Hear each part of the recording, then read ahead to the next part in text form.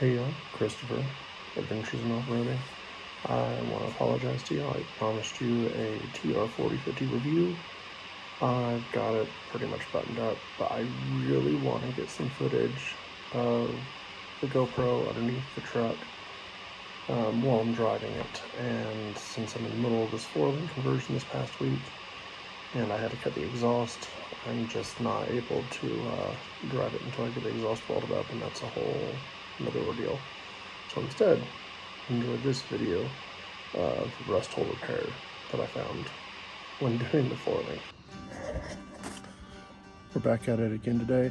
I'm taking a step away from the 4-link project to knock out a short video that I have on fixing a little bit of rust. When I took my outer fender off to trim my inner fender for the coilover tower, I found this. Alright, first off, we're going to go ahead and get our measurement. We know that we don't have to go too far over here, so we're actually just going to use that right there as our measuring point. We'll hold it straight up here and get a good hit. Next, we're going to estimate. We know we're going to be up here, and we can estimate right about there. So if we come up here and just kind of roll it up, and get a good idea that that's where it's at. And then I got my handy dandy square, and we can tell that we're going to need another. Better do it from this way. About 2 1/4 inches. So we'll just take a gander, mark 2 1/4. Ooh, don't do it all. There you go. Well, let's do 2 1/2 so we can trim some off the top if we need to. Next, we're just going to mark a line down, and then a line over.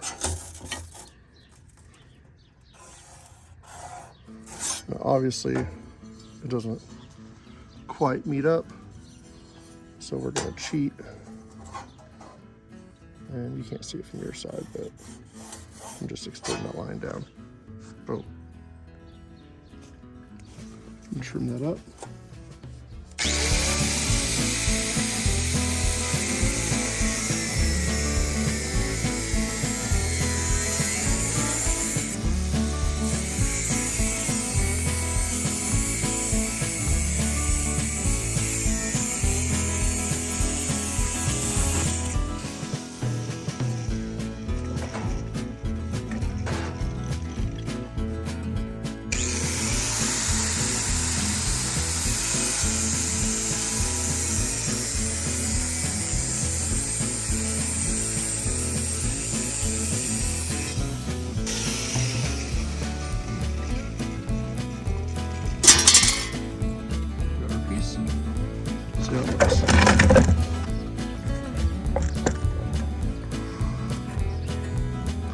Looks like it's going to have to be trimmed just a little bit to fit in there.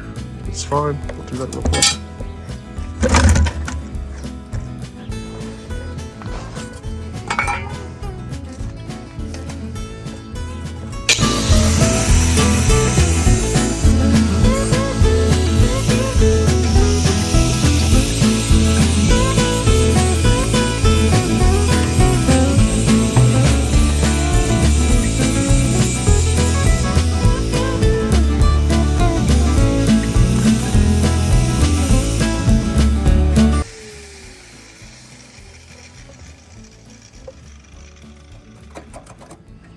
There we go. Fits a little bit better. Look at the other side. Oh, the other side fits good. We'll use that. All we're going to do is I'm going to push this stuff in. Out of the way. Let me adjust the camera.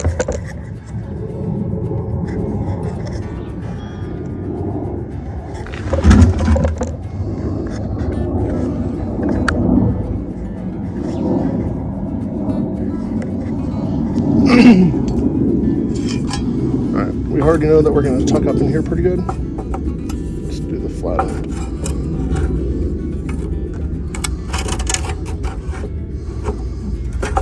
We know we're going to end up here.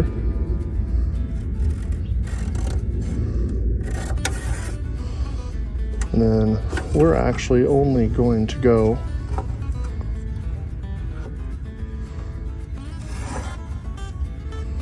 up to there. And we'll spin it as we go around.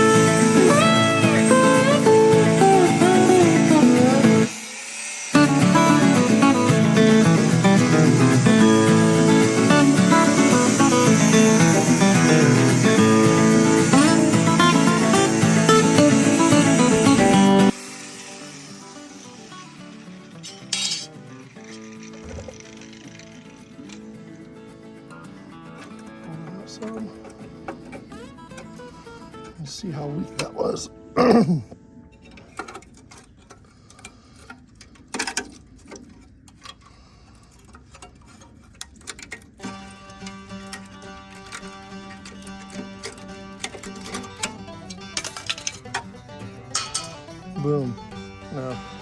Now that we're in here, take a look and see just, you can see this is where the vent sits. It's got a seal there. You can't see it right here. And then that's pretty weak through there too.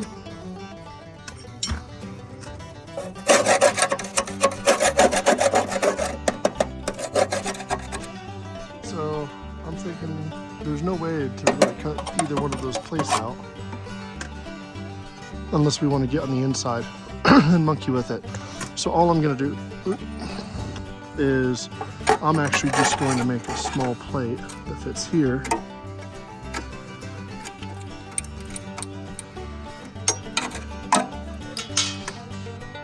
And see if I can't tap one of the posts out. On the other side it looks perfect. All I'm gonna do is I'm gonna drill a 1 3/4 hole.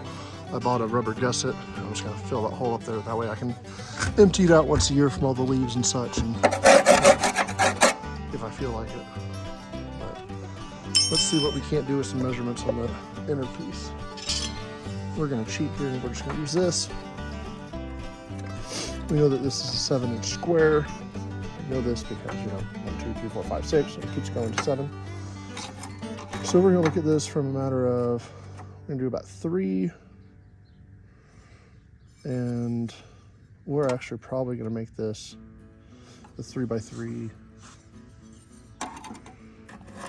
square, and then trim whatever we need to here to make that corner not look so bad. And we're gonna try to fully box that in, except for, I'll probably leave this this rainy bit there, that rusted bit there, just for a drain. It has a factory drain right here on this seam, but you can see where, you know, that didn't work as well as we had hoped it would.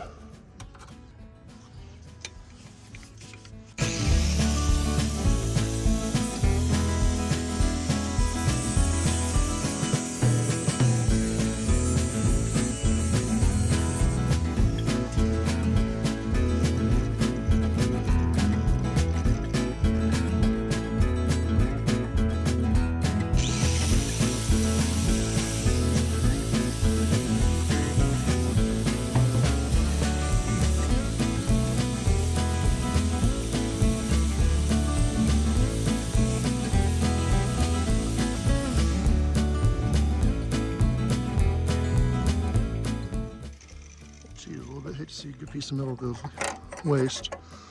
It'll fit right here, and we'll just trim around. Oh, there we go. You can see a little bit of trim around this piece here.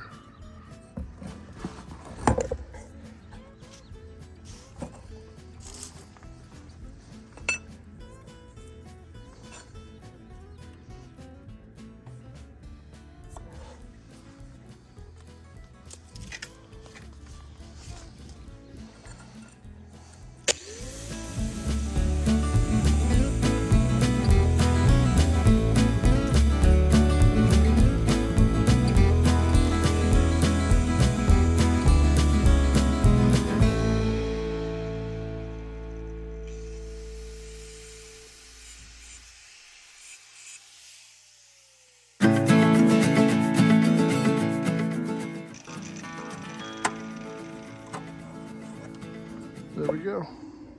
Oh. Can't do that now. There we go.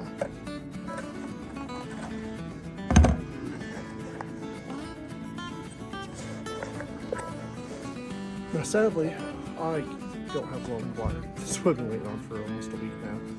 It's supposed to come in today. I'll probably film a couple of that without any voiceover or anything, just to show what it takes. But essentially what we're going to do is we're going to start here on the bottom, because I prefer to start on the bottom, and there's nothing saying you have to. And we'll start on the bottom after we weld this piece here in, which obviously is a pretty straightforward process. And then we'll stick this here. We'll get it tack welded into place up on the sides and the back, and then I'll start to bend it up using just a small piece of plate. But you're gonna have to tack it just piece by piece, all the way up and all the way around. And then once you have everything tacked in, then you'll tack over everything else that you didn't already tack in, and you'll just keep tacking. You don't do any solid welds on this, you just tack it. And then we'll hit it with a flapper wheel to smooth out, paint it, and it should be good for another roughly 40 years. I've tracked a little bit. And what I was planning on doing is just tacking it in and hammering it out. I decided I'll go ahead and show you guys a trick that I'm sure most of y'all already know. I just drew a line and squared it up on my plate to know where these bends needed to be. I'm going to sandwich it between two thicker pieces of steel. You guys don't know what these pieces of steel are. These are from LS swap mounts that I produce. I only sell them through one vendor anymore. I've gotten lazy and I don't like to deal with customers.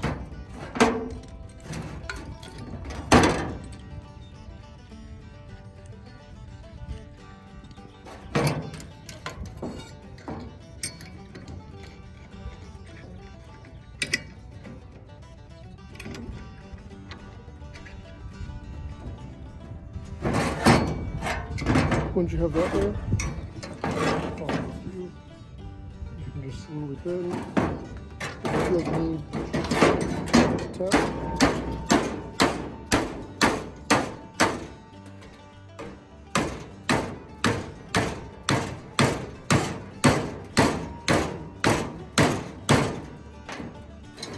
I know these have to be roughly 45 degrees, give or take a little bit. We're going to have to bend them a little bit as we go along. This will work just fine for now. And then we'll test fit them.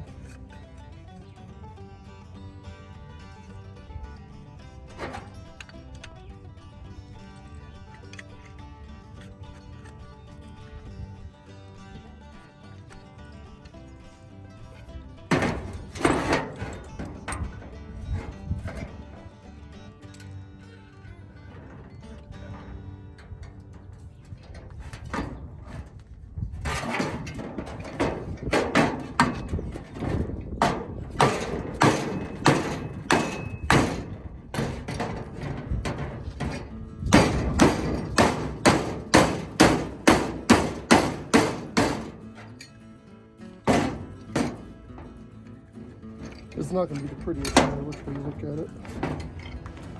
As you're stamping these out, let's hop her over here.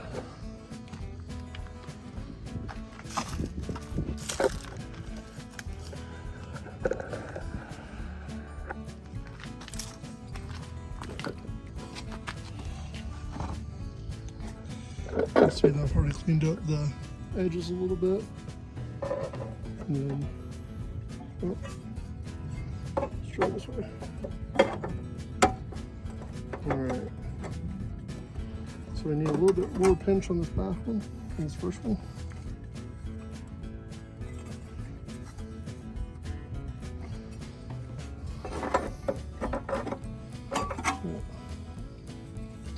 Let's go straighten that out a little bit.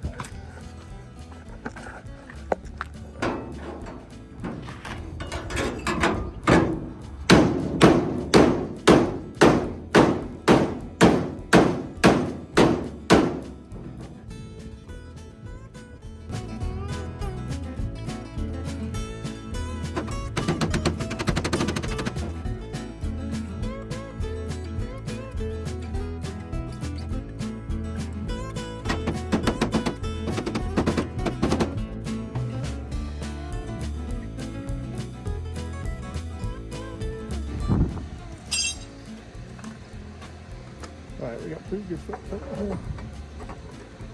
Not too disappointed there. Primarily worried about this point right there.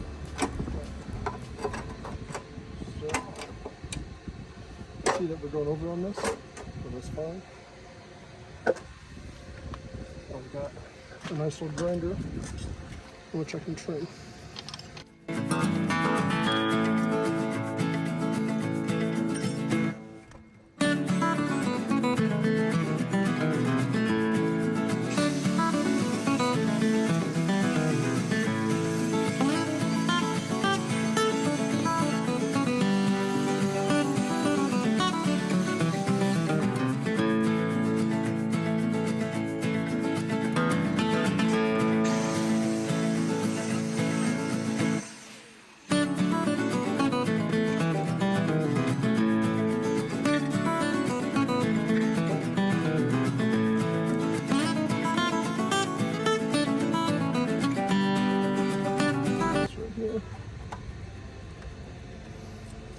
All this piece here does, in the helmet, is keep a little bit less wind chill going on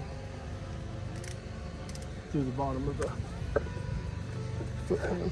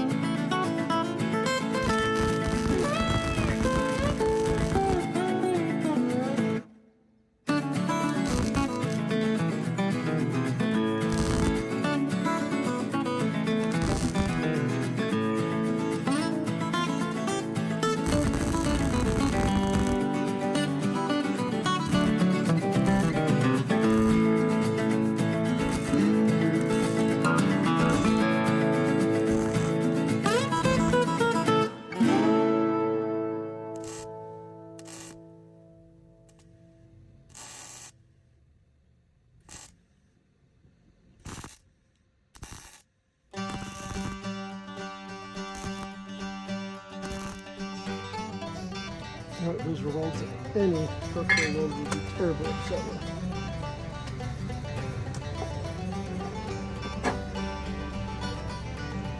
Over here.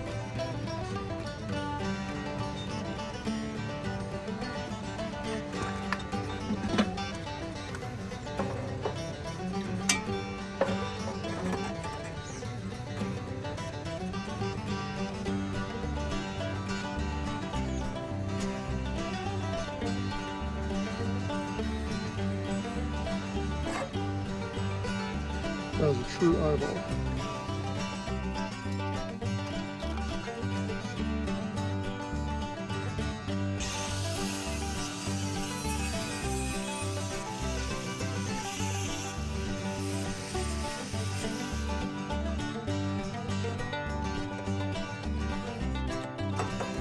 that perfect? I'm going to tap it. Sure, why you already saw that.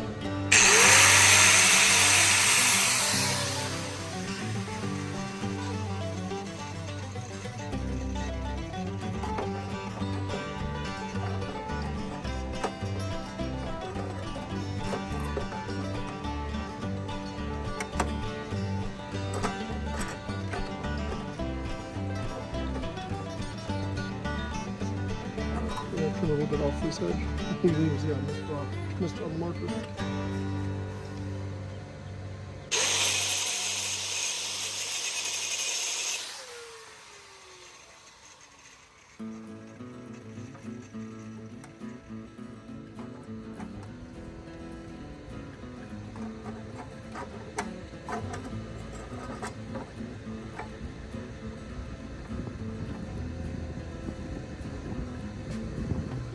Good, we're going to get intact. Definitely a good metal burst.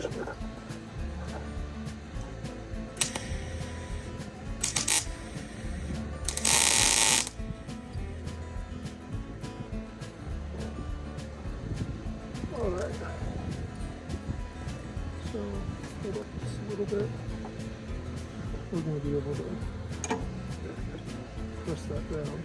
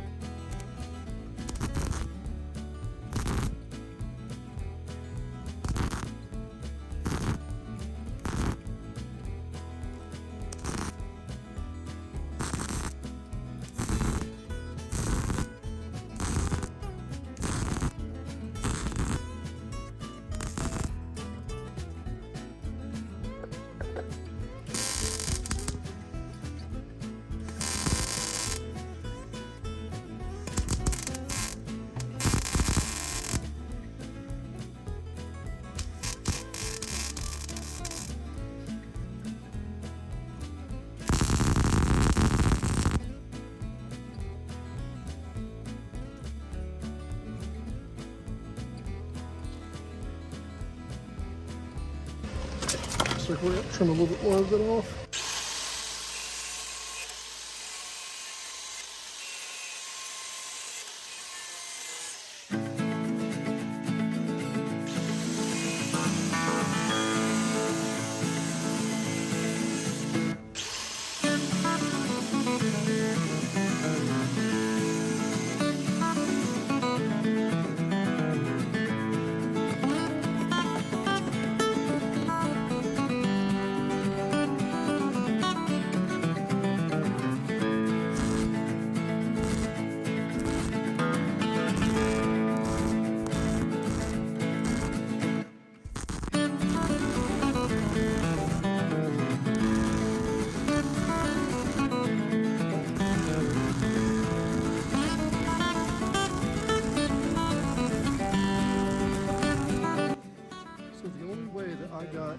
Away with that is because I was going downhill, so I'm not having that heat penetration that I would have held uphill. And I spent most of my time hitting this 16 gauge, which is quite a bit thicker than, I don't know what they use. They probably use 20 gauge or 22 gauge or something like that for the body, I don't know. But because I was primarily welding on the good side, and you can see where the heat penetration is over here versus the discoloration on the rest of it. I mean, it got very little discoloration on this side. I wouldn't dare do that up here or through here. These are all going to be small tacks. So I'm going to probably speed this up post-production.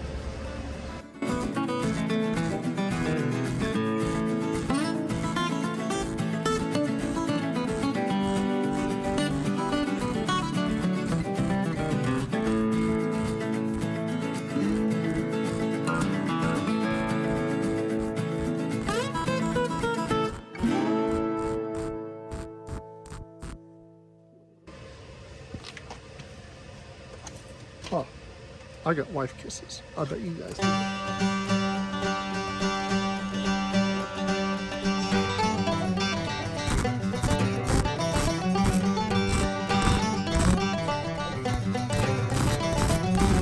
You can see I'm keeping most of that bead on my sheet of metal I just put in, and I'm only letting it pull out and just barely touch the new things. It does not make this, you know, a structural masterpiece, but it will keep us from having to spew water all over the floor and everything else.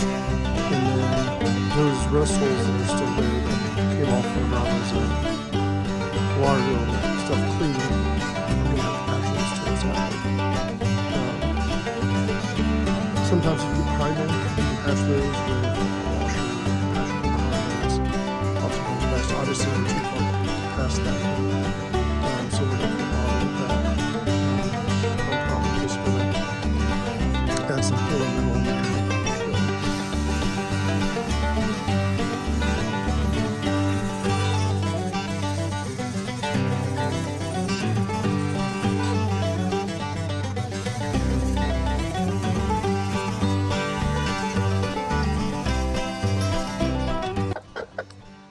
Right, there you have it. Now the proper thing would do, especially if you're doing this on a door panel, bed panel, somewhere where people are actually going to see it, is to slather some Bondo on there, whatever pan filling compound you're wanting to use. I don't know what brand I use, whatever they carry at AutoZone, because I'm cheap and, well, I put a lot of time and effort into the things that are performance related. You can see, you know, I could spend some more time filling it out. I should have probably went further up and further out. But once again, this truck, once all the welding to the frame has been done and everything has been, you know, compensated for, the rear axles done, the gas tank for the rear axles installed, I'm gonna go ahead and do a true frame off on this, and I'll take the frame off, and there's tons of factory welds. I mean, there's one in the video right here that, I mean, that's a terrible weld right here. It's just miserable. And I'll go ahead and I'll fix that up, but ultimately it's not too big of a deal we'll end up redoing half the work that I'm doing now, not because of any particular reason, other than we're just going to clean it all up once we don't have the engine in there, we don't have the transmission in there, and then we'll probably have the frame powder coated. Everything underneath the truck will be bed lined. I don't think it's going to end up getting a new coat of paint, as much as my oldest son's really gunning for that. The amount of body work it required to fix every panel is damaged. But major holes like this will be fixed up, which this one, the one right inside the kick panel on the inside of the door, which is on the inside of the hole that we just fixed, and there's one on the floorboard, and then two in the middle of the bed that I'll fix here soon. I'll probably post a video about that too. Those are the only, I got 4 holes total in the entire truck. I'm not too upset with that. I don't have any in the brow, which, if you're not familiar with these Jeep trucks, they have a beautiful brow.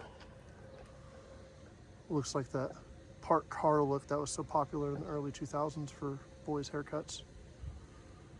Had a buddy of mine tell me that it's 0.2 miles a gallon is what you lose off one of these. He towed them same route and determined that. But appreciate you for staying with me. I'm going to go ahead and throw some Bond over that hole instead of patching it up like I should, and sand it down, paint it, and move on with this build. You have a good day. Bye.